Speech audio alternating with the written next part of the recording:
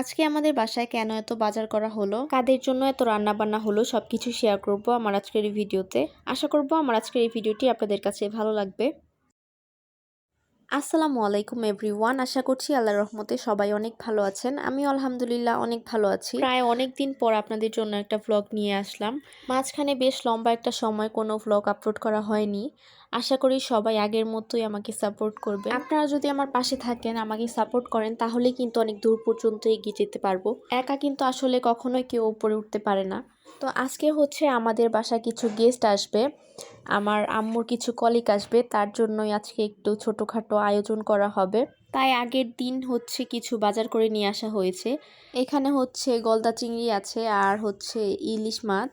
আর যেহেতু শীতকালের মধ্যে কিন্তু হাঁসের মাংস খেতে বেশি ভালো লাগে। সবাই হচ্ছে শীতের মধ্যেই কিন্তু হাঁসের মাংস খেতে পছন্দ করে, তার জন্যই হচ্ছে হাঁস নিয়ে আসা হয়েছে। এখন এইগুলোকে হচ্ছে কেটে রাখা হবে, কালকে যেহেতু মেহমান আসবে তাই কালকেই সব রান্না বান্না করা হবে। চলে আসলাম পরের দিনে হচ্ছে রান্না বান্না শুরু করা হয়েছে। এখন হচ্ছে এখানে মুরগির মাংস রান্না করা হচ্ছে। মুরগির মাংসটা রান্না করা প্রায় হয়ে এসেছে, এখন আরও কিছুক্ষণ একটু নাড়াচাড়া করে সিদ্ধ করে নিলেই হয়ে যাবে। আর এখানে হচ্ছে চিংড়ি মাছ হলুদ মরিচ আর লবণ দিয়ে ম্যারিনেট করে নিয়েছে। এইগুলো হচ্ছে ভেজে তারপরে চিংড়ি মাছের দো পেঁয়াজও করা হবে। আমার কিন্তু চিংড়ি মাছ এমনিতেও খুবই পছন্দ। আর কার কার চিংড়ি মাছ বেশি পছন্দ অবশ্যই কমেন্ট করে জানাবেন। আর এদিকে হচ্ছে প্রথমে ইলিশ মাছগুলোকে ভেজে নিচ্ছে। ইলিশ মাছ ভাজা কিন্তু আসলে বাঙালির একটা ইমোশন, সবাই কিন্তু কম বেশি ইলিশ মাছ পছন্দ করে। তো ইলিশ মাছটা অনেকটাই ভাজা হয়ে গিয়েছে, এখন একটু নাড়াচাড়া করে উল্টে পাল্টে কিছুক্ষণ পরে নামিয়ে নিবে। মাছ কিন্তু অতিরিক্ত ভাজলে টেস্টটা একদমই ভালো লাগে না। আর এদিকে হচ্ছে চিংড়ি মাছগুলোকেও ভেজে নিয়েছে। চিংড়ি মাছগুলো সবগুলোই ভাজা হয়ে গিয়েছে, এখন এগুলো হচ্ছে ভুনা করা হবে। আর এইদিকে হচ্ছে ছোট মাছের চচ্চড়ি করা হবে। তো মাছের মধ্যে হচ্ছে সব ধরনের মশলা দিয়ে মেখে রেখেছে। আর হচ্ছে বেগুনও ভাজা হবে, যেহেতু খিচুড়ি রান্না করবে। খিচুড়ির সাথে কিন্তু বেগুন ভাজা ইলিশ মাছ এইগুলোর কম্বিনেশন কিন্তু একদম পারফেক্ট। এইদিকে হচ্ছে চিংড়ি মাছটা অলরেডি ভুনা করা হয়ে গিয়েছে। এই চিংড়ি মাছটা কিন্তু অসম্ভব মজা হয়েছিল। চিংড়ি মাছটা হচ্ছে আমার বড় বোন রান্না করেছিল। আমার কাছে হচ্ছে সব থেকে বেশি পছন্দ আমার মায়ের হাতে রান্না আর আমার হচ্ছে বড় বোনের হাতের রান্না। আসলে মেয়েরা কিন্তু যতটাই মায়ের কাছ থেকে শিখে ততটাই হচ্ছে বড় বোনের কাছ থেকেও শিখে। বড় বোন হচ্ছে মায়ের মতো অনেকটাই সব কিছু শিখিয়ে দেয় কিভাবে কি করতে হয়। আজকেও বেশিরভাগ রান্না বান্না হচ্ছে আমার বড় বোনই করেছে। আমার বড় বোনের হাতে রান্না কিন্তু মাশাআল্লাহ পুরো হোটেল স্টাইলে হয়। হোটেলে যেরকম টেস্ট পাওয়া যায় তার থেকেও বেশি টেস্ট পাওয়া যায় আমার বড় বোনের হাতের রান্নাতে। আর সবগুলো খাবারই কিন্তু অসম্ভব মজা হয়েছে। এখন হচ্ছে রান্না করা হচ্ছে হাঁসের মাংস। হাঁসের মাংসটা রান্না করতে কিন্তু অনেক বেশি টাইম লাগে। হাঁসের মাংস কিন্তু যত বেশি টাইম নিয়ে রান্না করা হয় ততই কিন্তু খেতে বেশি মজা লাগে।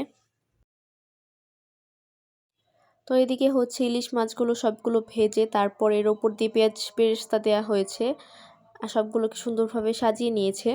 সবগুলো খাবার আসলে একসাথে ভিডিও করা হয়নি, যেহেতু মেহমান চলে এসেছিল তার জন্য হচ্ছে সবকিছু ভিডিও করা সম্ভব হয়নি একসাথে সাজিয়ে।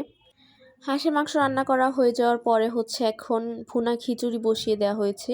শীতের মধ্যে কিন্তু ভুনা খিচুড়ি খাওয়ার মজাটাই আলাদা, তাও যদি আবার সাথে থাকে হাঁসের মাংস ইলিশ মাছ। আর দেখতেই পাচ্ছেন হাঁসের মাংসের কালারটা কত বেশি সুন্দর হয়েছে।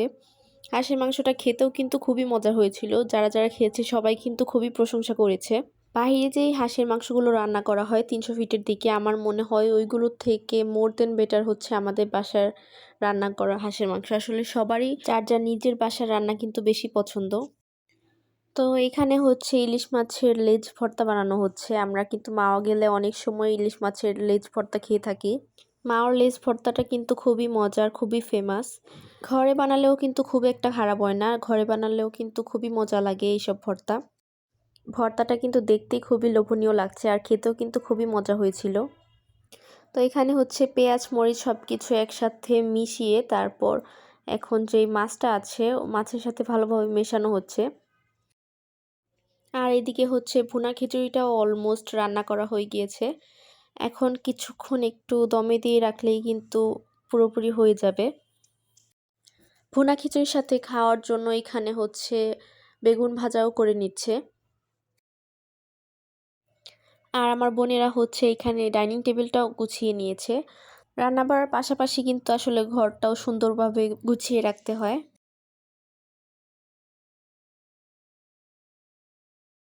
ভুনা খিচুড়িটা রান্না করার পরে এখন হচ্ছে সাদা পোলাও রান্না করা হচ্ছে। অনেকেই হচ্ছে খিচুড়ি পছন্দ করে, অনেকেই হচ্ছে পোলাও পছন্দ করে। তার জন্যই হচ্ছে দুটো রান্না করা হচ্ছে। আমার আসলে সবগুলো খাবার একসাথে টেবিলে রেখে ভিডিও করা সম্ভব হয়নি, যেহেতু মেহমান চলে আসছিল। তাই কিছু খাবারই হচ্ছে একসাথে ভিডিও করা হয়েছে। তো মেহমানদের হচ্ছে খাওয়া-দাওয়া শেষে এখন হচ্ছে একটু ডেজার্ট দেয়া হবে। এখানে হচ্ছে দই রয়েছে আর সাথে মিষ্টিও রয়েছে। খাওয়া-দাওয়া শেষ করে তো অবশ্যই একটু ডেজার্ট খেতে হয়, মিষ্টিমুখ করতে হয়। আর এটা হচ্ছে বগুড়ার দই। দইটা কিন্তু খুবই মজা ছিল। আশা করব আমার আজকের এই ভিডিওটি আপনাদের কাছে ভালো লেগেছে। ভালো লেগে থাকলে অবশ্যই আমার ভিডিওটিতে একটা লাইক দিবেন। আর আশা করব সবাই আমাকে আগের মতো সাপোর্ট করবেন।